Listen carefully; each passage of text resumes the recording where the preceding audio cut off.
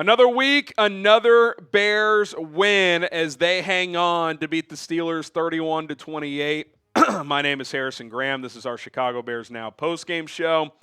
Cardiac Bears, man, one way or another, it's going to be dicey late, but one way or another, they're going to find a way to win. The Bears have won 8 out of 9 games to improve to 8-3 on the season after starting 0-2. And let's just appreciate this. Let's get the dubs in the chat. A lot to break down here. We'll talk about Caleb. We'll talk about the rest of the offense. We'll talk about the defense. But get those dubs in the chat. I mean, it's what this team's doing right now, especially today with the amount of injuries on defense. It's really, really impressive. So 31-28. You know, you kind of got the full Caleb Williams experience today. Misses a couple throws early. Gets greedy, tries to spin away from TJ Watt, takes an awful strip sack that results in a touchdown. So that put Pittsburgh up 14-7. And then it kind of felt like for most of the second quarter, Caleb couldn't really get going. But then Jalen Ramsey on a Caleb Williams scramble to convert a third down legally hits Caleb, but Caleb's trotting out of bounds. He shoves him out of bounds to the ground. Again, legal play. But C.J. Gardner-Johnson got in Jalen Ramsey's face, and so did a few other guys. Kind of felt like things switched from that moment. And I don't mean just for Caleb, but for this team. Caleb settled in that drive, leads him down the field, hits Colston Loveland on a beautiful 15-yard touchdown pass, his second of the day. He ended up throwing a third later.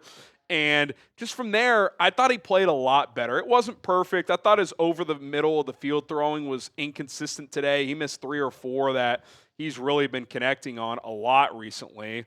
Did hit a couple late, which was nice to see. But in the end, 239, 3 touchdowns, passer rating over 100. The accuracy needs to improve. We understand that. But the explosive plays that he's generating kind of makes up for that. So if the accuracy starts to come along, you know, as the rest of the season goes on and certainly into next year, you could really have something special here. But I give him a lot of credit. That Watt play early was a disaster. I'm tweeting it out. I'm like, oh, my God, you can't do that. Your defense is decimated. Can't give him a free 7 points. But I thought mentally he stayed in the game. And that's what this team is about. They just don't back out of the fight. And to the point where they were down 21-14 after a gimmicky fake counterplay, fake tush-push counterplay for a touchdown that no one saw because CBS wasn't ready. They get the late field goal at the end of the half. Stop, score, stop. And all of a sudden, you're up 24-17, I believe it was, at that point. And then later, you're up 31-21. I thought the third quarter was the best quarter the Bears played all season. They got the stop. You got to score off of it. A stop again. Probably, or at least might have scored again. Odunze had a bad drop, ended up having to punt. But then Montez Sweat gets the strip sack, and you score again, and all of a sudden you're up 10 points early in the fourth quarter. Now, Steelers had a long drive. I think they showed a graphic. The Bears offense in real time hadn't been on the field in 23 minutes, and you could tell they had an ugly 3-and-out. But then the defense got not 1 but 2 stops. They got a quick stop. Steelers punted at the 2-minute warning, had all 3 timeouts. Did a good job getting the ball back. I didn't love Ben's play calling in that situation. You went run, pass, and the pass really had no chance. But then you're able to pin him back, and you get another stop to ice the game. Jaquan Brisker tips a pass on 4th down, and the rest is history. So Dennis Allen coaching his ass off. Today was kind of a complete effort. At times, the defense struggled. At times, the offense struggled. At times, the offense was awesome. And I'll say this about Caleb Williams, one of his better red zone games. Very decisive. Hit DJ Moore on a slant. Hit Colston Loveland on a deeper slant. The third touchdown pass was just outside the 20. Used the cadence to get a free play. Drew the defender off sides. Found a wide open DJ Moore. Kind of ironic, Aaron Rodgers sitting on the other sideline watching that happen. That's been a Rodgers special for years. Get the guy to jump, throw the touchdown pass off of it. Just really, really good stuff on a day that, again, things weren't perfect. So that's kind of just the story of this team. They're resilient. They make a lot of plays. They miss on some opportunities, but this is year 1 in a new regime, man. And you're winning a game against the Pittsburgh Steelers without 6 defensive starters, and really 7 because Tyreek Stevenson left the game in the first quarter. And by the way, Ruben Hippolyte, who started today, he left in the first quarter. So 7 starters down for most of the game. one of your top backups down. I mean, you were just decimated, and you're just making plays. DJ Moore with a nice game. I thought DeMarco Jackson, one of the fill-in linebackers, made some plays in the second half. I know I'm kind of bouncing around, but like all three phases, I mean, 15 tackles for this guy. It wasn't perfect. The run fits early on from the linebackers weren't good, but for this guy to step up and have 15 fucking tackles, I mean, job well done. They picked up this guy off waivers after roster cutdown day. Like, that's good identification by the front office and Dennis Allen with his prior experience. And, you know, you just wait your turn, right? Tremaine Edmonds, he's out. TJ Edwards, he's out. Noah Sewell. All right, DeMarco Jackson, get ready to go against the jumbo package Steelers offense. Okay, I'll give you 15 tackles. I mean, that's a big, big-time performance. And two other defenders that I want to talk about in a minute as well that get 2 of my 3 game balls. We'll hand out some game balls toward the end as well. But sub for Bears dubs. Every week, new unsung heroes. It's a beautiful thing, man. This team is winning in a lot of different ways. That's a sign of a good football team. That's a sign of a good football team. Hit that subscribe button. Also, please support our sponsors. Today, our sponsor is Prize Picks, daily fantasy made easy at prizepicks.com/CLNS. The hard-hitting football action is even better with Prize Picks. The weather might be changing, but the feeling of being right never gets old. So keep the season rolling on Prize Picks by getting $50 instantly in lineups when you play your first $5. Prize Picks is the only app that offers stacks, meaning you can pick the same player up to 3 times in the same lineup.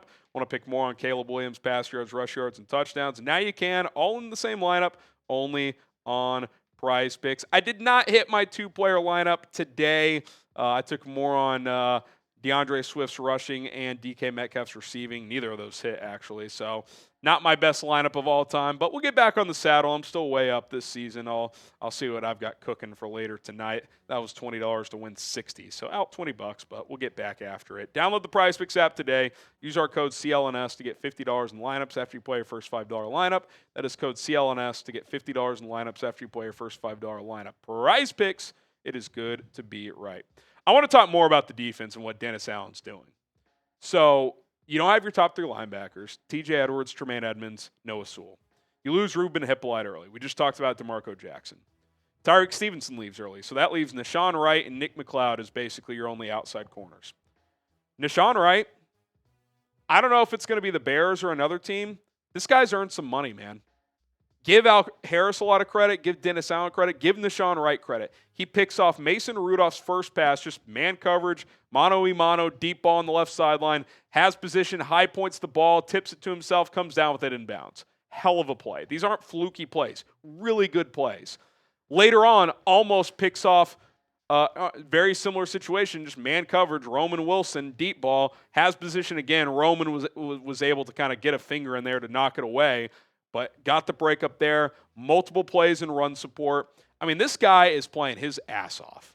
Like, this guy, when they signed him, this was a training camp body. Sure, he had the connection to Al Harris in Dallas, but remember, Dallas traded him to Minnesota.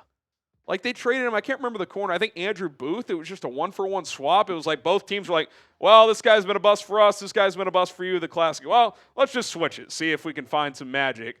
That didn't work out, so he ends up signing with Minnesota, was on the practice squad there, and he comes here and is like CB6 to start the offseason program. You're hearing whispers, yeah, this Nahshon Wright kind of looks good. You're like, could he beat out Tyreek Stevenson? And then opening game, he picked 6 off J.J. McCarthy. And yes, he does give up yards, he does give up plays, he's a little grabby, had the unnecessary DPI later in that game. But this guy has 5 picks in double-digit breakups for you. He was a CB6 when you signed him. It's an unbelievable story. Again, I don't know if the Bears are going to be the team that keeps him and pays him, but this guy has earned a starting role somewhere. We'll see if it's here. He's going to start next week, I would assume, even if Jalen's back because Tyreek Stevenson got banged up today. So game ball to Nahshon Wright, game ball to Montez Sweat. 2 sacks, including a strip sack, another TFL as well. Had another TFL that he whiffed on, which was not very good technique, and he should have sacked Rudolph a 3rd time. So as good as he was, it could have been even better. But he now has at least 1 sack in 5 of the last 6 Bears games. He's really picked it up. I would say he's at least played in the ballpark the last month and a half of what he's making, $25 million per year. Is he TJ Watt? No. But TJ Watt makes $40 million. Montez Sweat makes $25 million. If he plays like this the rest of the year, this is a guy you're definitely bringing back next year. This is not a guy you would look to pivot off of. So I like how he's playing. It's still not perfect. There's some missed opportunities out there, but when you don't have your linebackers, you need someone on the defensive line to step up in a game like this, and I thought Montez Sweat was up to the challenge. It's not just the sacks, it's poking that ball out and getting the offense a short field. So really, really nice game for Montez Sweat. He gets the second game ball. Then I don't know if I mentioned it earlier, but DJ Moore, 2 touchdowns today. I thought got hit with the complete bogus taunting call. He gets hit by Peyton Wilson 5 yards out of bounds. He didn't clock him or anything, but the play is clearly over. And Wilson kind of shoulders him, and DJ kind of tosses the ball to one of the defenders, and they hit him with the taunting. It's like, are you kidding me? The guy clocked him out of bounds. Like, I get it. You can't toss the ball to the defender, but like, when the guy hits him, you're not even on the white line anymore. He's so out of bounds. You're like on the Bears bench, and the guy shoulders him. It's like, that's Bush League, man. And so I thought it was a ball don't lie situation. Caleb did a nice job or Ben did a nice job on 2nd and 20, dials up a screen to either Swift or Monangai, I can't remember which, picked up about 15. And then Caleb hard count, gets the guy to jump. It was Swift on the screen, by the way. Caleb hard counts, and DJ streaks open for a touchdown. Like, he deserved that touchdown. Had the one earlier in the game as well. So, it hasn't been the most dominant season or anything from DJ Moore, but nice to see him find the end zone twice today. I thought he stepped up, made some plays, and really deserved that second touchdown, especially because that taunting was Bush League, man. That was a complete bogus call. All right, we do have an updated look at the NFC playoff picture through the noon window of games. The Eagles are playing the Cowboys right now, so go Dallas, go. And the Rams play the Bucs tonight. So there's a world where I don't know who would have the tiebreakers between Philly, LA, and Chicago, but at minimum they could be tied with the same record at the end of the day. That's on the table. So pretty amazing what Ben Johnson and the Bears are doing. So Green Bay beat Minnesota today. Really ugly showing from the Vikings. Christian Darrisaw got hurt. Detroit, pretty lucky. They held on to beat the Giants in overtime. If they lost that game, they'd be in major, major trouble. But the Bears got a big opportunity coming up on Black Friday. Who you got this Friday? Type CHI for the Bears, PHI for the Philadelphia Eagles. Let us know who you think wins.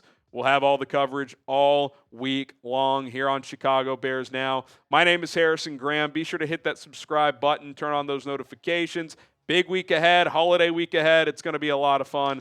Subscribe, and as always, bear down.